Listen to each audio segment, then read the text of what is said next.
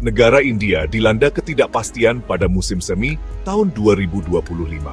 Pada tanggal 22 April, serangan teroris yang mengerikan mengguncang Kashmir yang dikelola India.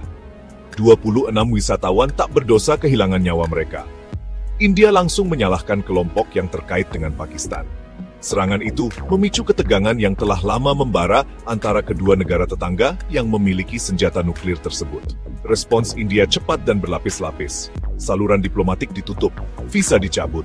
Diplomat India dipanggil kembali. Perbatasan ditutup rapat. India melancarkan serangan udara dan rudal terhadap gaan kamp teroris di Pakistan. Serangan lintas batas oleh pasukan India semakin memperburuk situasi. Dunia digital menjadi medan pertempuran dengan kedua belah pihak terlibat dalam perang siber. Pakistan, yang menghadapi tuduhan menyembunyikan unsur-unsur teroris, membalas dengan langkah-langkahnya sendiri. Sambil menghindari konflik konvensional yang meluas, Pakistan terlibat dalam serangan asimetris yang terhitung. Wilayah udara mereka ditutup, mencerminkan langkah India. Pembatasan perdagangan diperketat, semakin membebani hubungan ekonomi yang sudah rapuh. Situasi tersebut menarik perhatian internasional, dengan kekuatan global turun tangan untuk mencegah eskalasi yang dahsyat. Amerika Serikat dan China menyadari gawatnya situasi, memimpin upaya mediasi. Negara-negara Teluk menambahkan bobot diplomatik mereka pada upaya perdamaian. Gencatan senjata yang rapuh ditengahi, menghentikan kekerasan langsung.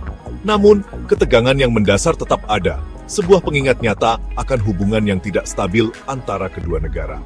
Konflik India-Pakistan tahun 2025 berfungsi sebagai pengingat yang kuat akan rapuhnya perdamaian di Asia Selatan.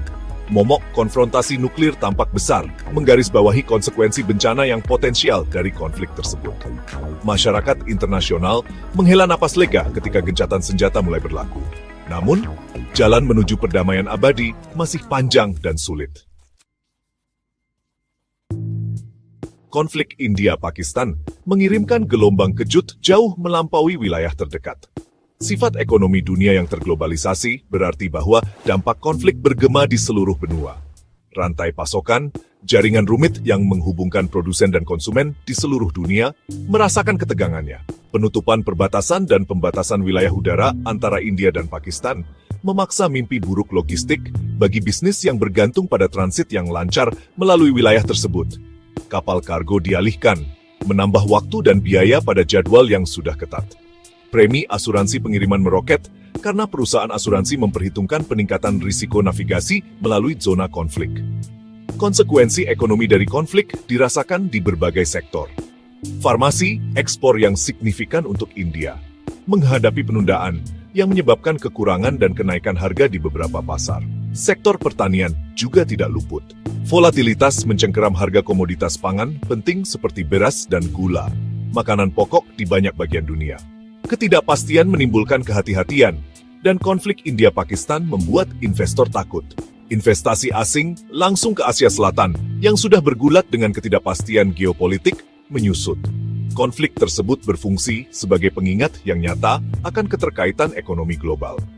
Gangguan pada rantai pasokan menyoroti kerentanan kritis dunia yang terglobalisasi. Konflik tersebut menggarisbawahi perlunya diversifikasi dan ketahanan dalam manajemen rantai pasokan. Kejatuhan ekonomi, meskipun signifikan, juga menghadirkan peluang bagi pasar negara berkembang lainnya untuk meningkatkan dan mengisi kekosongan yang ditinggalkan oleh gangguan di Asia Selatan. Konflik tersebut berfungsi sebagai panggilan membangunkan bagi bisnis dan pembuat kebijakan, menekankan pentingnya penilaian risiko geopolitik dan strategi mitigasi dalam dunia yang semakin tidak pasti. Konflik India-Pakistan menghadirkan risiko dan peluang bagi Indonesia. Di satu sisi, Indonesia, seperti banyak negara lain, merasakan getaran dari dampak ekonomi. Gangguan pada arus perdagangan global, khususnya di sektor-sektor di mana Indonesia bergantung pada impor dari anak benua India, berpotensi memengaruhi pasar domestik. Dampak konflik terhadap harga energi, khususnya di kawasan Teluk, menambah lapisan ketidakpastian bagi keamanan energi Indonesia. Di sisi lain, konflik tersebut memberi Indonesia peluang unik untuk muncul sebagai tujuan alternatif investasi asing. Ketika bisnis berusaha untuk mendiversifikasi rantai pasokan mereka dari volatilitas Asia Selatan, Indonesia, dengan lokasi strategis dan sektor manufaktur yang berkembang, memiliki potensi untuk menarik bagian dari modal yang dialihkan.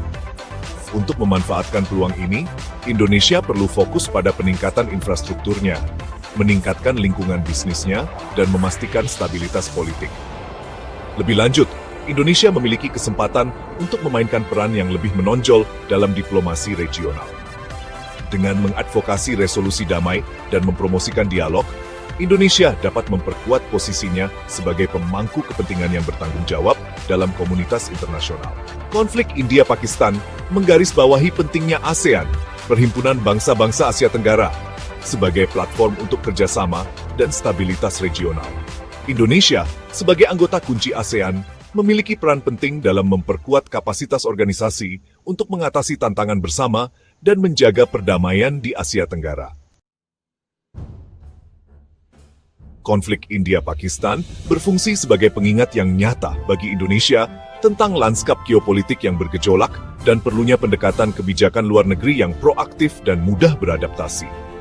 Memantau situasi di Asia Selatan dan dampak globalnya tetap penting bagi para pembuat kebijakan Indonesia. Dampak konflik terhadap rantai pasokan global dan harga komoditas memerlukan analisis yang cermat dan tindakan proaktif untuk mengurangi potensi risiko terhadap ekonomi Indonesia. Kebijakan non-blok Indonesia yang telah lama dipegang, meskipun penting, perlu dikalibrasi ulang untuk menavigasi kompleksitas tatanan dunia yang berubah. Membangun hubungan yang lebih kuat dengan India dan Pakistan sambil mengadvokasi dialog damai dan resolusi konflik tetap penting. Stabilitas domestik Indonesia sangat penting. Indonesia yang stabil dan makmur akan berada pada posisi yang lebih baik untuk menghadapi guncangan eksternal dan memanfaatkan peluang yang muncul. Berinvestasi dalam pendidikan, perawatan kesehatan, dan jaring pengaman sosial tidak hanya akan meningkatkan kehidupan masyarakat Indonesia, tetapi juga memperkuat ketahanan bangsa dalam menghadapi ketidakpastian global. Konflik India-Pakistan berfungsi sebagai pengingat yang tepat waktu bagi Indonesia untuk memprioritaskan persatuan nasional dan kohesi sosial. Dengan memupuk rasa tujuan dan identitas bersama, Indonesia dapat menavigasi pergolakan geopolitik dengan kepercayaan diri dan ketahanan yang lebih besar.